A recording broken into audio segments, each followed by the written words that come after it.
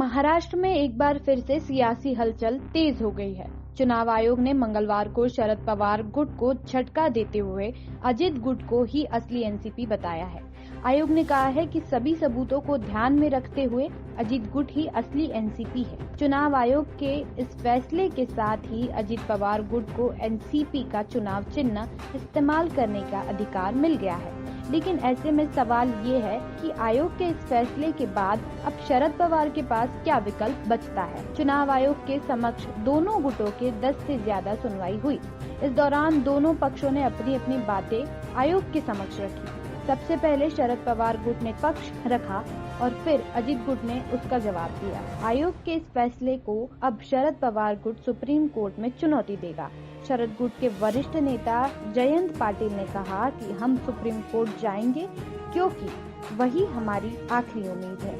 ये हमारी उम्मीद है कि सुप्रीम कोर्ट चुनाव आयोग के फैसले पर रोक लगाएगा। हमें शरद पवार के पीछे मुस्तैदी से खड़े होना है। पार्टी के कार्यकर्ताओं को चिंता करने की जरूरत नहीं है। उन्होंने कहा कि शरद पवार ने जमीनी स्तर से इस पार्टी को खड़ा किया था और कई नेताओं की मदद की। कहा जा रहा है कि इस फैसले का असर महाराष्ट्र विधानसभा स्पीकर के समक्ष आयोग ठहराए गए मामलों की सुनवाई पर पड़ सकता है, क्योंकि इससे स्पीकर राहुल नरवेकर का रास्ता आसान हो जाएगा। अजित गुट को असली एनसीपी करार देने के चुनाव आयोग के फैसले पर शरद पवार गुट के प्रवक्ता क्लाइन क्रॉस्को ने कहा कि यह चौंकाने वाला फैसला था। अजित पवार गुट के नेता लगातार कह रहे हैं कि उन्हें पार्टी का नाम और चुनाव चिन्ह मिलेगा। 1999 में शरद पवार ने एनसीपी की स्थापना की थी।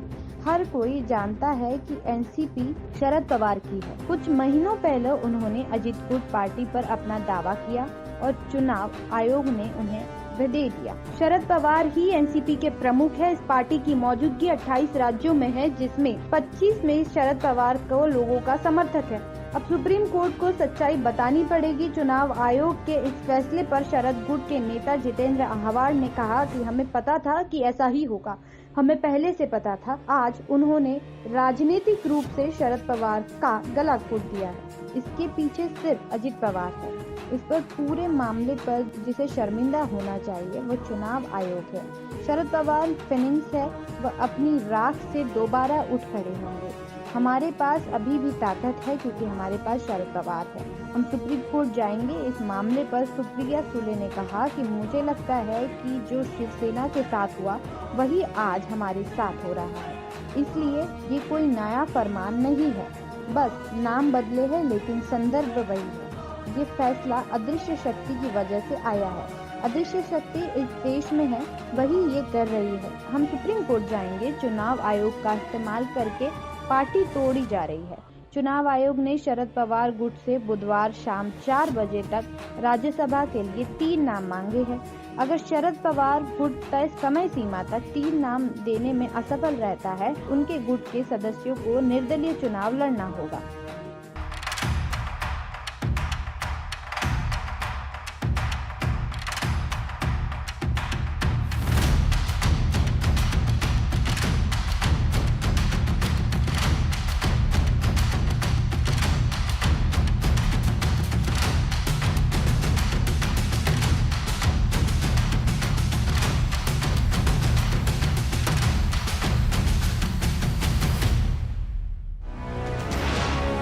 ये है इंडिया फर्स्ट कम्युनिकेशन और आप देख रहे हैं पब्लिक फर्स्ट, सर्वदा भारतीय।